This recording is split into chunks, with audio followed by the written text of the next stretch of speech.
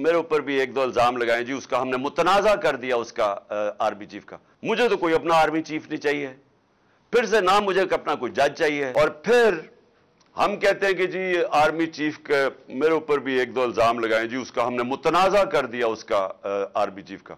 मैंने तो कभी मुतनाज़ा नहीं किया। मैं तो कहता हूं जो मेरिट के ऊपर आर्मी चीफ है उसको बनाना चाहिए। मुझे तो कोई अपना आर्मी चीफ नहीं चाहिए, फिर से ना मुझे अपना कोई जज चाहिए, ना मुझे कोई अपना आईजी चाहिए, ना मुझे अपना कोई नैब का हेड चाहिए। मुझे तो बेहतरीन मेरिट के ऊपर लोग चाहिए, इनको चाहिए। हर आदमी इनका अपना होना चाहिए। अब पिंडी इस्लामाबाद का शहबाज शरीफ ने आईजी बनाया, इसको सजा होने वाली थी। सेफ सिटी केस में इस आईजी को, इसको सजा होने वाली थी, इसने उठा के उसको आईजी बना दिया। क्यों बनाया इसको? क्योंकि वो करप्ट है, वो अब इसकी खिदमत करेगा, वो इसका हर नाजायज काम करेगा। इसलिए इस तरह मुल्क तबाह होते हैं कि इदारों के ऊपर लोगों को इसलिए नहीं लेके आते कि वो मेरिट पे और मुल्क का फायदा होगा और इदारे को मजबूत करेगा।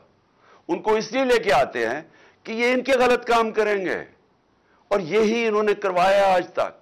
अदलिया के अंदर इन्होंने डंडे मार के जब चीफ जस्टिस सजाद अली शाह जैसा दयानतदार जज को जब भगाया वहां से और फिर पैसे रिश्वत दे के उसको जब हटाया, तो ये इसलिए नहीं कि इनको कोई फिक्र थी कि पाकिस्तान की अदलिया ठीक काम नहीं कर रही, इसलिए कि वो इनके नीचे नहीं थी, इनकी गुलामी नहीं कर रही थी, इनके गलत कामों के ऊपर गुलाफ नहीं डाल रही थी, छुपा नहीं रही थी।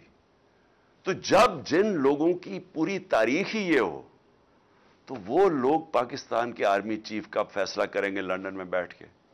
और मैं उनसे भी पूछना चाहता हूं, जो इनके हैंडलर्स हैं, क्या उनको फिक्र नहीं है पाकिस्तान की?